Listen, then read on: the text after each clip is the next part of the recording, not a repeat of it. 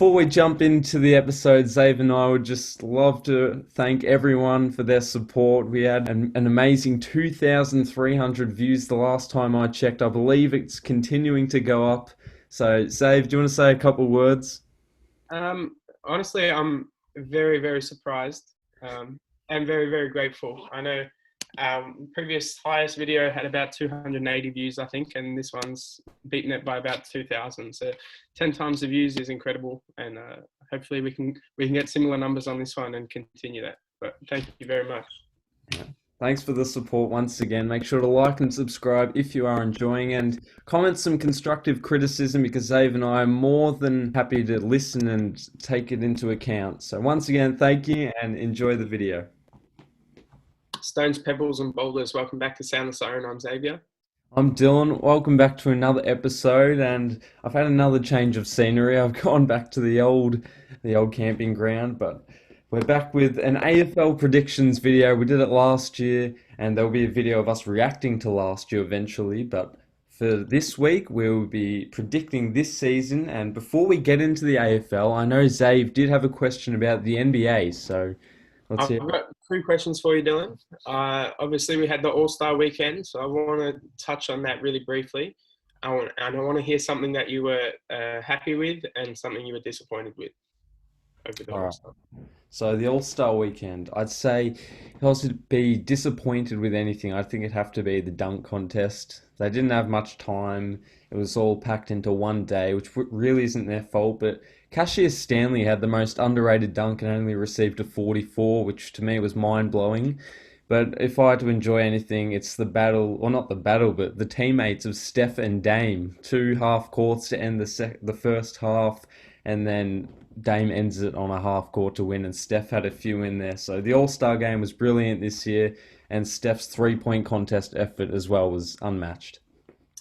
I've got three things I was disappointed in and three things I was happy with. My disappointed things were, as you said, the dunk contest. I think in previous years we've been so blessed with such great ones, even just last year with Derek Jones Jr. and Aaron Gordon, although it may not have ended like how people thought it would. It was still a great dunk contest. Um, I was disappointed but not surprised with LeBron's lack of minutes. I know he said that he wasn't going to play, but obviously it's the All Star game, and you want to see the best players play the most amount of time. And just touching on that again with the best players playing the most amount of time, I was disappointed there were five players that missed the game: Ben Simmons, Devin Booker, Joel Embiid, KD, and AD. That's disappointing to have five players who are all great all miss the time. But I'm happy with, as you said, Steph Curry and Damian Lillard having their displaying their long range ability. I know Shannon Sharp said that it was the best long distance shooting display he's ever seen. So that was really impressive. Again, Steph Curry winning the 3 point contest was cool. So often you see the best shooter not perform the best, but it was really cool to watch him do that. And the ending, I think it's the Elon ending they call it, but that was really cool with the plus 24. We know they did it last year, but it was great again this year. The other Yeah. question I have for you, Dylan, Yep. touching on Blake Griffin, we know he's been traded or been released or bought out, and he's now signed with the Brooklyn Nets. What do you think about that, and where does that position the Nets going in the future? Well, the main question for me is, will Blake return to his old self, or is it going to impact the Nets in a positive or negative way? But just before we get to Blake Griffin, there's also rumors about them getting Andre Drummond, and I think that'd be the best team of all time if they did manage to secure him. But yeah, Blake Griffin, he hasn't dunked in a game for 2 years, which to me was astounding when I saw that stat. But with him and DeAndre Jordan back in the loop, let's hope they can throw down some more lobs. But well, not for the rest of the league, obviously. But yeah, their team is jam packed. You've got a lineup of Kyrie, James Harden, Kevin Durant, Blake Griffin, and DeAndre Jordan, which on paper is ridiculous. But we'll see how they can profit off it in game. Is it a better starting lineup than the Warriors starting five with the five All Stars? It's close. It's very, very close. It's Draymond versus Blake Griffin, I guess, the main matchup, which in his prime you'd give it to Blake, I think, just. But nowadays it's very, very tight.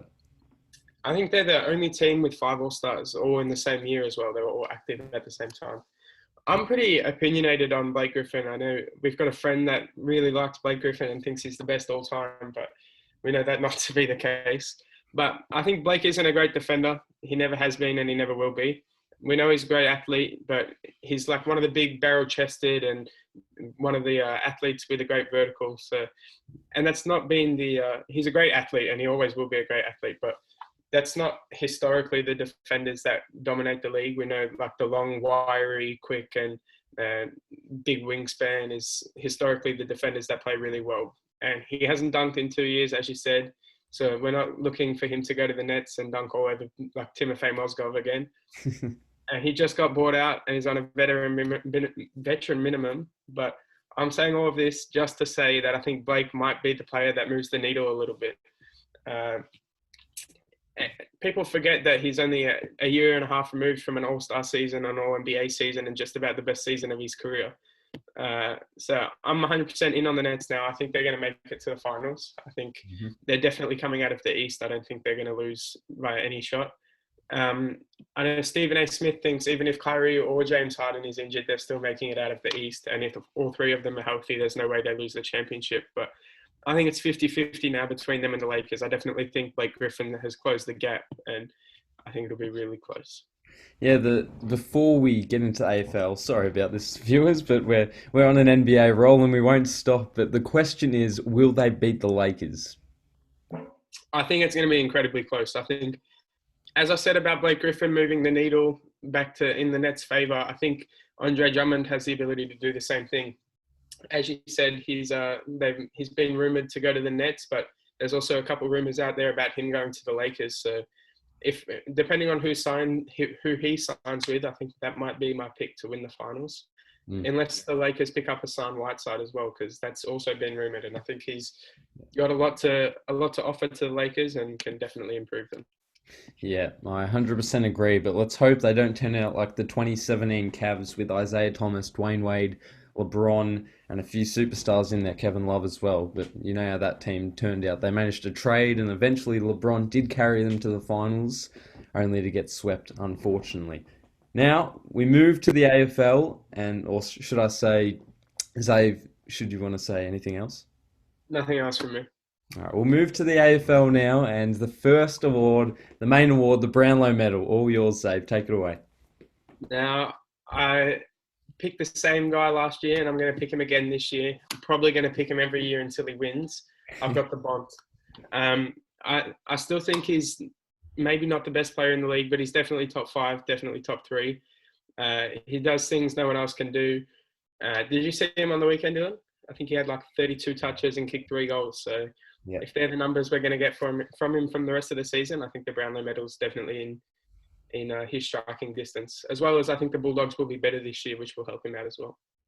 Yeah, his production last night against the Demons was absolutely unbelievable. And, well, what a turn of events from last year. I'm picking the Bont as well, Zave. Although they have a stacked midfield, I think the Bont will elevate everyone as a team, including himself. And yeah, well, we were on the topic of the Bulldogs last night. We saw against the Demons that they were electric. McRae, not 39 touches. Caleb Daniel had 34. Bontempelli, Josh Dunkley, both had 32. Liberatore with 31 and Lockie Hunter managing 27. And that's without Trelaw, so scary signs from Witten Oval. Yeah, Bailey Smith had 25 as well. And Adam Trelaw, as you said, I think he played in the reserves. And I'm not sure if this is correct, but I know one of our Bulldogs friends has said that their reserves won by 100 points as well. So scary signs from the Bulldogs. The next award we'll tap into is the Coleman Medal, and I'll quickly jump in with my pick. Maybe a surprise, but I've got Joe Danaher. If he can execute well and reach his maximum potential with the Lions, he has the ability to kick to the 60-70 goal quartile, potentially. Yeah, I like Joe Danaher as a pick. I think he's got as long as he stays on the track, he's definitely going to be a good option. My pick for the Coleman medal is, I'm a bit boring, same pick as last year again, Jeremy Cameron. He was very, very disappointing last year. I don't think he finished top 10, but he's found a new home, new environment, and we'll see if he can thrive in it. But he was so good just the year before that I'm still going to pick him, and I still think he's definitely got a lot to offer the Geelong Cats now. Yeah, and as mentioned in previous episodes, the crowd could have been a factor to that, the fans. But yeah, the Coleman Medal, great award, and I've been a bit of adventurous this year, as you might seem. I've gone with the Bond, I've gone with Joe Danaher, and when we get to the goal of the year, you'll think, what am I doing? But the next award, the Rising Star, and all yours, Zave. I think this one's the most obvious one. I think most people will have him. We know he played 4 games last year, and he's been coined to be the next superstar. So my prediction is Matt Rao. Um, there's nothing really to say. I think he had multiple games with 30 possessions, 3 back-to-back games with 10 coaches' votes and 3 Brownlow votes. So Matt Rao for me. Yeah, me as well. Matt Rao, after getting a glimpse of him for the first 4 rounds, I believe you said, but he's an absolute gem and will continue to be if he can avoid his injuries. Would you like to go to the surprise All Australian? I think this might be one of my favourite topics because you can select anyone in the league. I think this one's a very difficult one. And I've been thinking about a lot of the Bulldogs players, like Adam Chalor, he's never been one before. Josh Dunkley, we know he's very talented, but has never been one, as well as Bailey Smith. But I think I'm going to have to stick in the realm of my Carlton Blues and go with Sam Walsh. His finish to last year, the whole second half, he was elite and better than just about any wingman in the league. So I'm going to go him, but I'm not 100% confident because I think if Wiedering makes it and so does Cripps, they're going to have a hard time giving Carlton three All Australians. But Yeah. I think he's very talented and he'll have a red hot go at it. And a valorous mark of the year by him with back with the fly, courageous against the power. Now, my surprise All Australian, I've jumped a little out the box. I've gone with a former, or should I say, I picked Tom Papley last year, which may have been a little obvious, and he was predicted to make it at the end of the year, but I've gone with a former Lion, and he's transitioned to the Eagles, and his name is Alex Witherden. Best known for his defensive presence with the intercept marks, the spoils, the tackles. He's a brilliant addition to the Eagles' backline. He did cross my mind, and I really do like that selection, Dylan.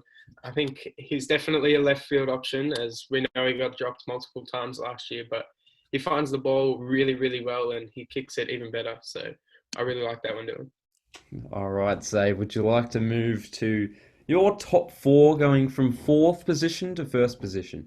My top four is West Coast Eagles in the fourth position, Yep. Richmond in the third, Brisbane in the second, and Geelong Cats in the first.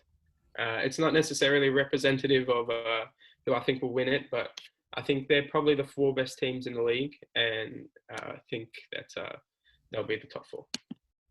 Yeah, my top four is a little different, rejumbled, and one team not in there. Fourth place, I've got the Lions. The third, I've got the Bulldogs. It's hard to go past them after seeing what they created last night. In second place, I've got the back-to-back champs, the Tigers. And in first place, for the third year in a row, I believe, is the Cats. The Cats, yeah. So same pick for both of us. Do you want to do premiers, Dylan? Yeah, well, let's see if the Cats can break their streak of first. I know the last time a first position on the ladder at the end of the home and away season and eventually won was the 2011 Cats. So maybe 10 years later they can repeat history, and I've predicted them to. I've got the Cats winning. After last year's battle, they were good until maybe the third, the Premiership quarter, the last quarter, and the Tigers really took over. I did mention the premiers for a reason. I have Geelong as well, so I thought we could transition it pretty well. Yeah. They've had some very good pickups this year. Sean Higgins, Isaac Smith, and Jeremy Cameron are all very, very good players in their own right, and I think they can bring a lot to the Geelong team. Obviously, we know that they're all, or other than Jeremy Cameron, but Isaac Smith and Sean Higgins are definitely getting up there in age, so they're probably 1 or 2 years left in them. But I think for now, they're definitely going to bring something to the Geelong team, something that we haven't seen them with before. But we know they finished second in the Premiership last year. They lost in the grand final, obviously. But I think they can win it this year. And while we're on the Premiers, if you had to select a Norm Smith medalist right about now, who would it be? Just quickly, I don't want to send any disrespect to the Richmond team as well. They've obviously won back-to-back games, so Yeah. back-to-back grand finals, so they're obviously a very strong chance as well. My Norm Smith, I think it's a fairly obvious one. If you're going to pick Geelong, I think you have to go with Patrick Dangerfield. So much so that I think if he's not the best player in the ground on the ground, they're probably not going to win in the grand final. But I've seen Patrick Dangerfield do some extraordinary things on the football field, and it fills me with a little bit of confidence that he can. If he's the best player on the ground, they're probably not going to lose. Towards the end of last year, we saw him come out of the square a couple of times. We know he did it against Hawthorn, where he kicked that big bag on what looked to be a broken foot. But he's extremely talented, and I think he's got the ability to change games off his own boots. So Norm Smith, Patrick Dangerfield. Now you go with Patrick Dangerfield, and I was going to, but I'll change it now. I'm going to say Mitch Duncan, just to be a little different. And he's an absolute jet, a first All Australian selection for him last year. He thoroughly deserved it, contrary to what other people were saying. And the next topic we'll go with the unexpected headlines, Ave. My unexpected headline is Josh Kelly to the new finalists Carlton, expected to make a big push in 2022.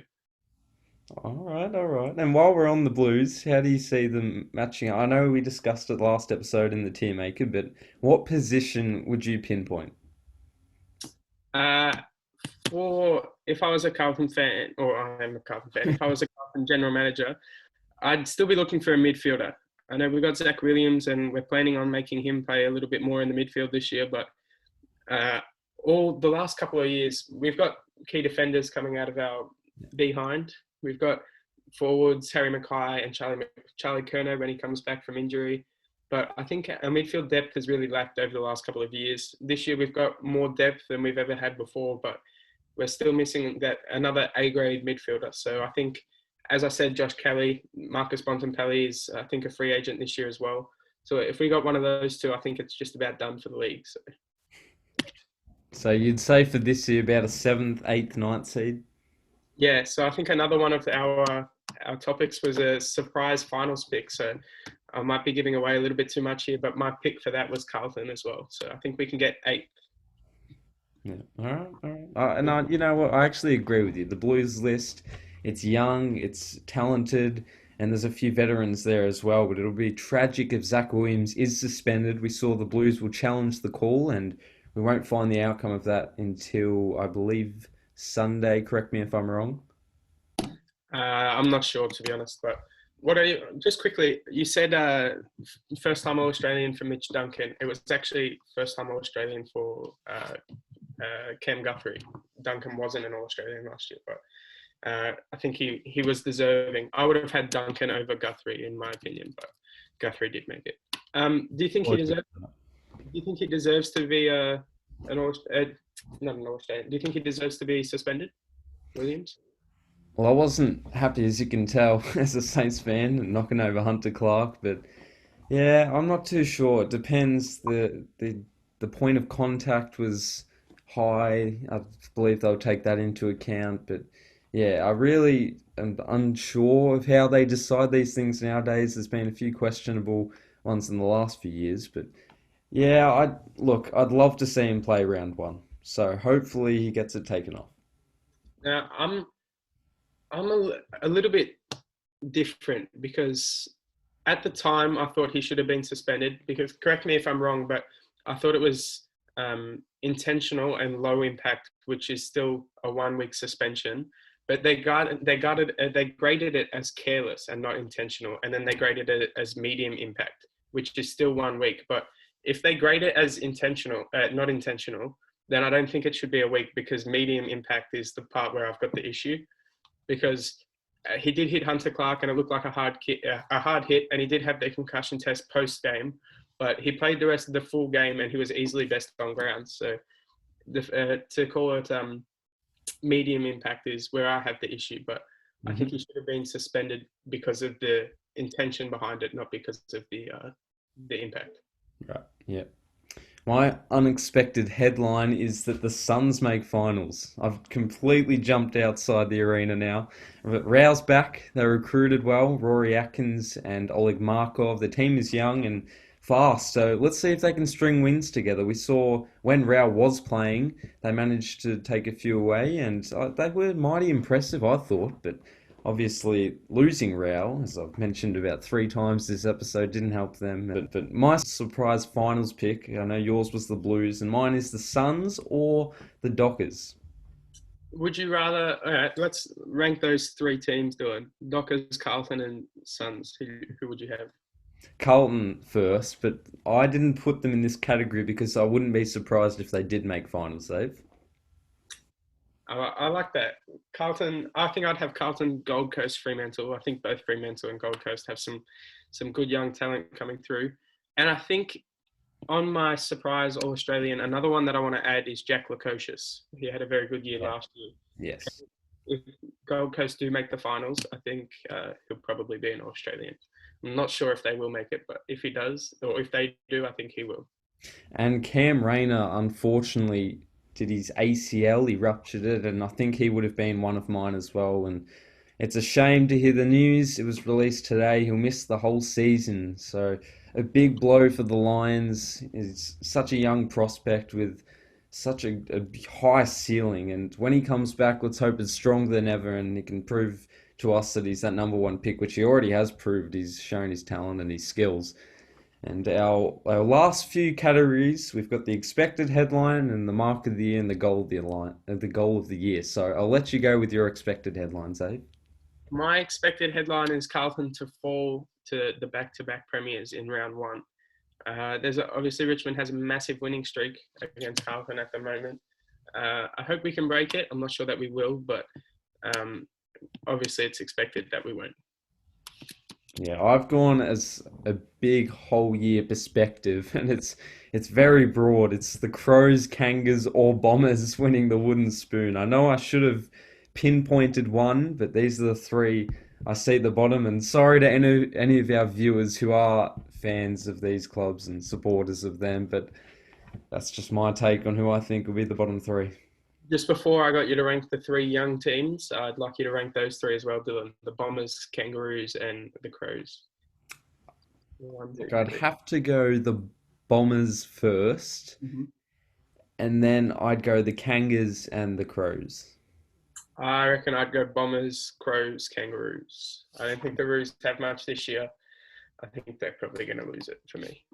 Okay. Yeah. Who, And who's your? Hawthorn as well, I see being in that lower quartile. I think they did really well this weekend. Correct me if I'm wrong, but um, yeah, they beat North Melbourne by 39 points. So Yes, they did. They did. And that young Kajitsky kicked 6 goals, three, and it's good to hear the name living on. yeah, as a St Kilda fan, I'm sure you're happy to see a Kaczynski playing in the AFL and playing well. But 6 goals, I think he had at three-quarter time, and he's found his way into my Supercoach team. So I think I'm expecting a round one debut for him.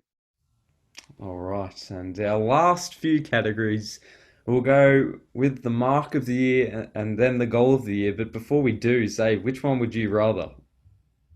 Ooh, well, that's a tough question. I think probably a goal because a goal is worth more than a mark is. But I think both can be equally spectacular. But I think I'd go goal of the year. Yeah, I think I would too, especially in a clutch moment. These they live on forever. The Nick Davis goal, the Dom Sheed goal, just a few off the top of my head. Obviously, there's been some amazing marks. Jezelenko all the way back in 1970, the grand final. So the mark of the year for me, I went with Jordan De Goey. And I was thinking of his teammate Jamie Elliott. He's got some springs in him.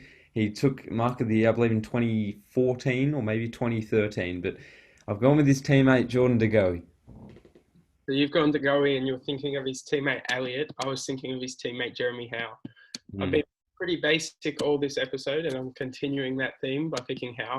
Obviously, he's going to be the favourite. We know how he takes speckies just about every week, but I think it was Collingwood posted a video of him taking a specky and saying, I'm back. So that's good to hear. Obviously, he's coming back from an ACL injury, and we want to see him play well, and we want to see him continuing to take big marks. So Yeah. my mark is to him. I decided not to go basic this episode, Zave. I've gone a little complex, and Nick Nui, I think, might be a contender as well. I'm not too sure why, but our final category, who is your goal of the year winner, Zave? I said I was continuing the basic theme, and that's still what I'm doing. I'm going with Eddie Betts. Probably less likely than previous years purely because he's not going to have as many opportunities as last year or last few years. I don't think he's going to play 22 games, and by the end of the year, I hope that he won't be in our best 22. But we know all his career he's had some magic periods, and to win goal of the year, all you need is a couple good seconds. So I think Eddie Betts still has that in him, and a few more special goals before he retires.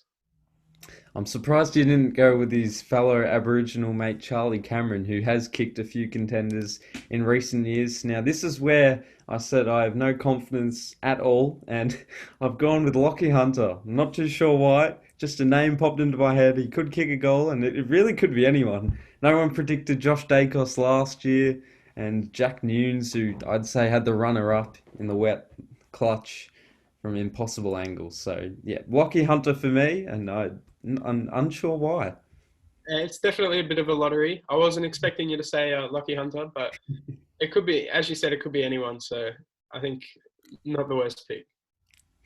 All right. Well, that concludes the AFL predictions. And do you have any other notes, Dave? It doesn't even have to be AFL. Nothing else from me. All right. Well, I do. I just want to take your thoughts. We'll move to another ball sport, and it's cricket.